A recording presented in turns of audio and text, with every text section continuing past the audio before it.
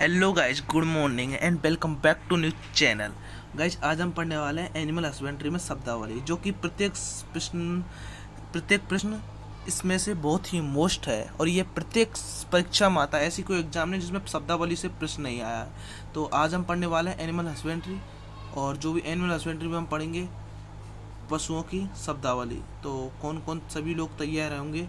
मैं I hope करता हूँ कि सभी लोग अपने अपने किताब कॉपी लेकर नोट्स बनाने के तैयार होंगे, और जो जो तैयार नहीं तैयार हो जाए, क्योंकि आज हम ऐसा टॉपिक पढ़ने वाले हैं पशुपालन का जिसे हम कहते हैं शब्दावली।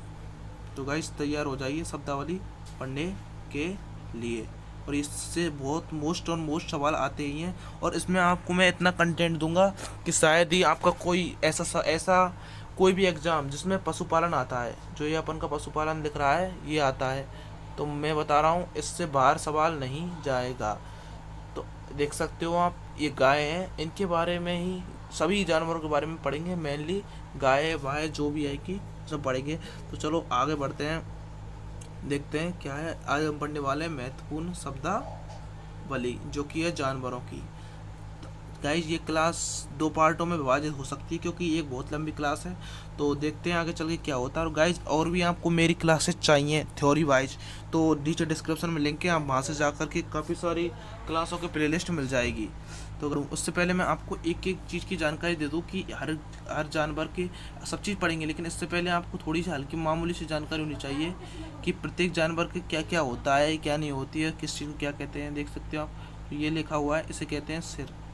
तो ये वाला इस पूरे को ही संपूर्ण रूप से सिर कहते हैं, ठीक। और बात करें ये सिरे की, तो ये अपन का यहाँ पर आपको आँख दिख जाती है, जिस पर ये गोला बना हुआ है, ये इसकी आँख है, जो कि सामने आपको इससे मिल रही है। और बात करें इस सिरे की, तो ये सिरा इसका नोस्ट्रल, या जिसे नथुना भी कहते हैं। और बात करें ये थोड़ी की, जो अपन के मुँह के नीचे की, इसे मजल या थूतन भी कहते हैं। और इसे बात करते हैं, ये है इसका नेक का पार्ट, और ये है इसके शोल्डर, कंधे, जो कि हमारे ऐसे होते हैं यहाँ पर, इनके ये है। और बात करें यहाँ पर है छाती, ये छाती, यहाँ तक आपको मैं छाती की अगर बात करूँ, तो इसकी जो छाती है ये कंप्लीट इसकी यहाँ से यहाँ पीछे तक, पैर के पीछे तक, ये यहाँ से इसकी छाती कहलाती है,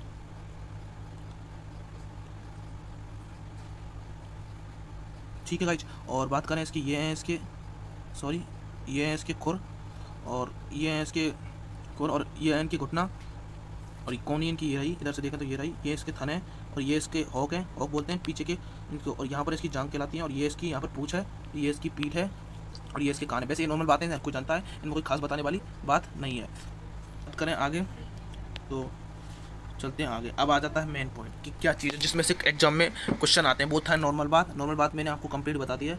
अब मेन चीज़ आ चुकी है, जिसमें लिखा हुआ है, ऊपर लिखा हुआ है पशुपालन विज्ञान का सिलेबस। जो मेनली सिलेबस क्या रहता है पशुपालन विज्ञान का, मैं इसमें क्या क्या कवर करने वाला है इस पशुपालन विज्ञान में, जो मैं आपको कंप्लीटली धीरे धीरे एक एक क्लास दूंगा। आज तो क्लास है वो शब्दावली की है, लेकिन क्या क्या मैं आपको कराने वाला हूँ, जिसकी प्ले लिस्ट आपको नीचे डिस्क्रिप्शन में दी गई है, आप वहाँ से देख सकते हो। कंप्लीट मैंने करा रखा है, एक तरीका से बोले तो आप प्ले लिस्ट में जा सकते हो। एनिमल हस्बेंड्री लिख रहा है, एक एनिमल हस्बेंड्री की एक एक प्ले लिस्ट बना रखी है मैंने। ये जो आज क्लास हो रही है शब्दावली की है, और वरना आपको कंप्लीट नीचे डिस्क्रिप्शन में सभी क्लासों के जो प्ले लिस्ट हैं वो नाम वाइज मिल जाएंगे। जैसे कि मान के चलो, एक नस्लों की प्ले लिस्ट होगी, और एक जो पशु की नस्लें हैं इसकी प्ले लिस्ट होगी, एक गायों की सभी नस्लों की प्ले लिस्ट होगी, भैंस की नस्लों की अलग होगी, बकरी की अलग होगी, भेड़ की अलग होगी, जिस पर सामने लिखा होगा उस हिसाब से भी आप पढ़ सकते हो जा करके। अपन के मेन टॉपिक पर, जो कि है पशुपालन की सबसे पहले चीज़ पढ़ने वाली है, वो है फर्स्ट ऑफ ऑल, ऊपर टॉपिक डाला हुआ है परिभाषा, ठीक है गाइस। सबसे पहले पढ़ेंगे अपन परिभाषा। तो परिभाषा में गाइस आपके सामने ये दो ऑप्शन आ रहे होंगे, कोई नहीं, इनको इग्नोर करना, क्योंकि इनसे कोई प्रैक्टिस पढ़ने वाला है। जो चीज़ मेन होगी, जिससे मैं आपको पीडीएफ के थ्रू उपलब्ध करा दूँगा। पशुपालन कृषि विज्ञान की वह शाखा है जिसके अंतर्गत पालतू पशुओं के भोजन, आश्रय, स्वास्थ्य, प्रजनन एवं देखभाल आदि अध्ययन किया जाता है, ताकि उनके स्वाभाविक उत्पादन ले सकें। पशुपालन एनिमल हस्बेंड्री, एक ये तो रही पशुपालन की बात। और अब अपन जो बात कर रहे हैं वो कर रहे हैं एनिमल हस्बेंड्री की बात, ठीक है गाइस। तो आर्थिक उद्देश्यों से की पूर्ति हेतु, क्या गाइस, एनिमल हस्बेंड्री की परिभाषा बोल रहा हूँ मैं आपके लिए, कि आर्थिक उद्देश्यों की पूर्ति के लिए जो मानव के द्वारा पशुओं को पालना एवं उनके प्रबंधन का अध्ययन करना पशुपालन कहलाता है। जैसा कि मैं आपको देख रहा हूँ, समझ पा रहे होंगे गाइज। मैं आपको फर्स्ट ऑफ ऑल एक चीज़ समझाता हूँ। देखो क्या होता है कि दो चीज़ होती हैं। एक तो होती है एनिमल हस्बेंड्री, इसमें आपको काफ़ी बार लोगों को बहुत ही कन्फ्यूजन होता है। आज मैं इसकी इस चीज़ को कन्फ्यूजन खत्म कर देता हूँ। एनिमल हस्बेंड्री, मैं आपको उसे शॉर्ट में समझाता हूँ। एनिमल हस्बेंड्री और एक चीज़ होती है क्या, वेटनरी, ये भी एनिमल से संबंध होती है। वेटनरी, ये दोनों चीज़ों में अंतर क्या है, कौन कौन इस अंतर को पहचानता है, कौन कौन नहीं पहचानता। अब तक अगर आप नहीं पहचानते तो आज के बाद आपको इसमें कभी दिक्कत आने वाली नहीं है। तो आज आपको समझ जाओगे एनिमल हस्बेंड्री एंड वेटनरी में क्या फ़र्क होता है।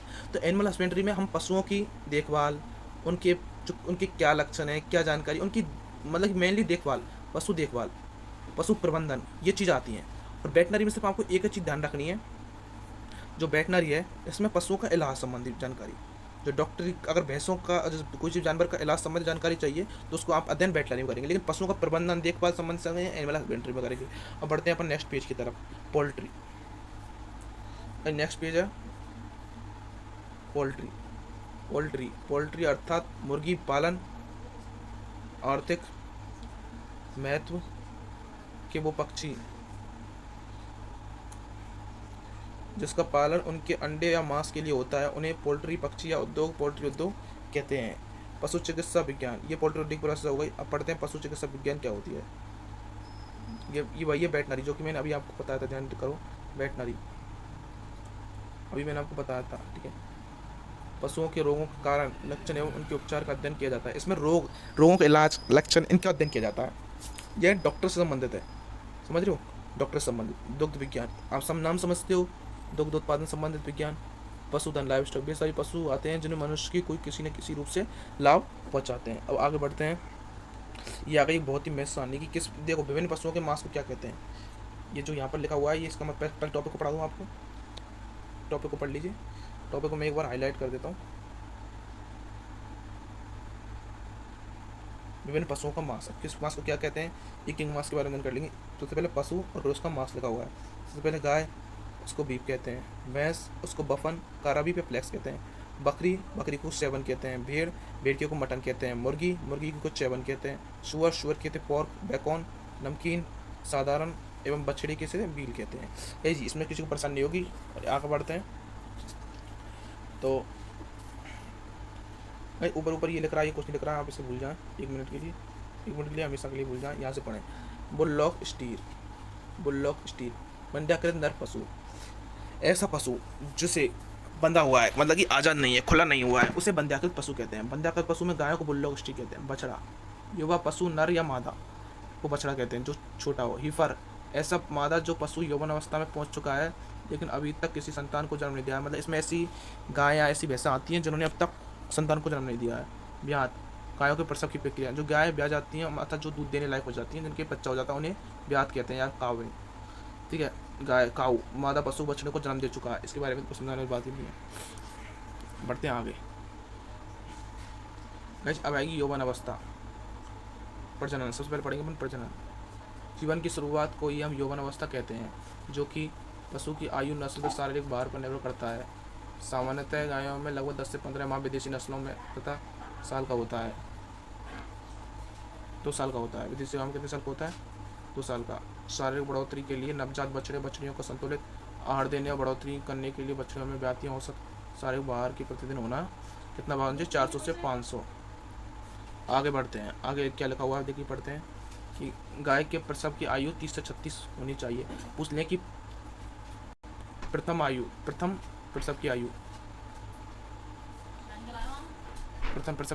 30 से 36 माह होनी चाहिए।